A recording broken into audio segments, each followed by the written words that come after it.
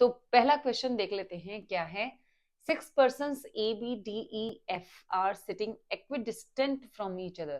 Equidistant मतलब एक समान इक्वल डिस्टेंस पे बैठे हुए हैं ये 6 persons around the circular table.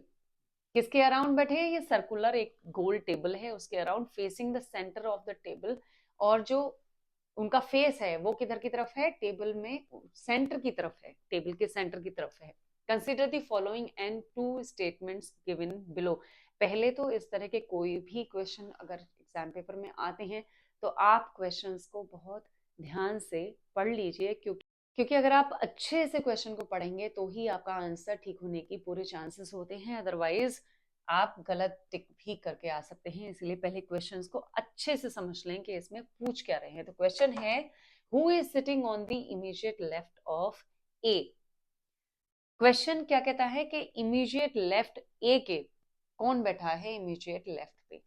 लेकिन इसमें दो स्टेटमेंट्स दे रखे हैं। देखिए, स्टेटमेंट्स इनको ध्यान में रख के ही हमें पोजीशंस डिसाइड करनी है।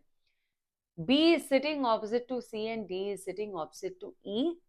सेकेंड स्टेटमेंट है F is sitting on the immediate left of B. ये आपकी क्या है? कंडीशंस हैं। The following is correct in respect of the question and statements. तो पहला ऑप्शन है statement 1 alone is sufficient to answer the question, यानी कि सिर्फ स्टेटमेंट 1 जो दे रखा है वो सफिशिएंट है आंसर देने के लिए क्वेश्चन का।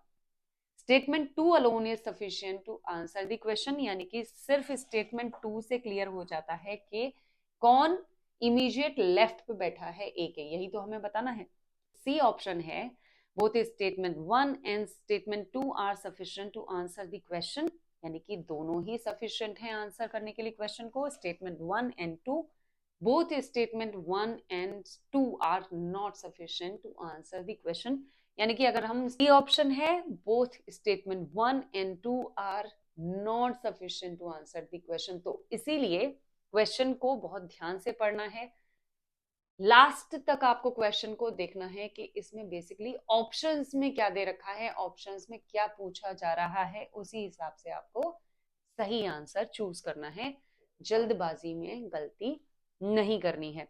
देखिए, तो इसमें क्या है, सबसे पहला स्टेटमेंट हमारे पास है कि B is sitting opposite to C and D is sitting opposite to E।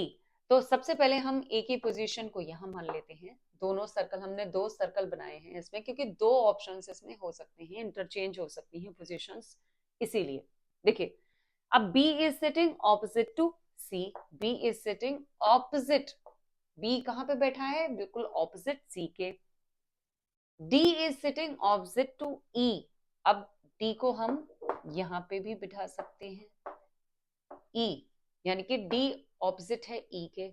अब इसकी पोजीशन को हम यहाँ पे इंटरचेंज करके देख लेते हैं, यहाँ पे कि कोई क्या पोजीशन बन रही है? बिल्कुल बन रही है कि D को हम यहाँ पे भी बिठा सकते हैं ऑपोजिट में, और E को यहाँ बिठा सकते हैं, और E को हम यहाँ बिठा सकते हैं, और D को हम यहाँ पे बिठा सकते हैं। तो इंटरचेंज इनकी पोजीशंस हम कर सकते हैं।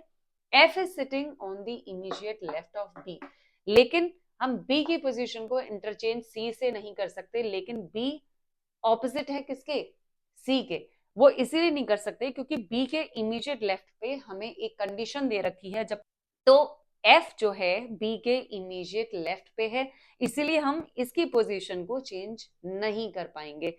तो यहाँ पे दो हमारे पास ये इस तरह से पोजीशन बनती है कि E को हम यहाँ पे भी बिठा सकते हैं, हम यहाँ पे भी बिठा सकते हैं, और D को इसी तरह से हम यहाँ पे भी बिठा सकते हैं, यहाँ पे भी बिठा सकते हैं। इसीलिए आप कह सकते हैं, आप बेसिकली और सारे स्टेटमेंट्स को देख लीजिए, उसके अकॉर्डिंग हम यहाँ पे सिटिंग पोजीशन सबकी दे चुके हैं।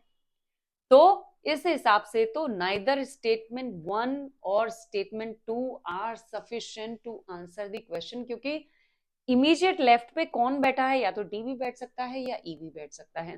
तो ये कोई प्रॉपर हमें पता नहीं चल पा रहा है कि इमीडिएट लेफ्ट पे कौन बैठा है, क्योंकि इसमें तो डी है, बैठ सकता है क्योंकि हमने अभी पोजीशन देखी थी स्टेटमेंट के अकॉर्डिंग, और यहाँ पे ई है।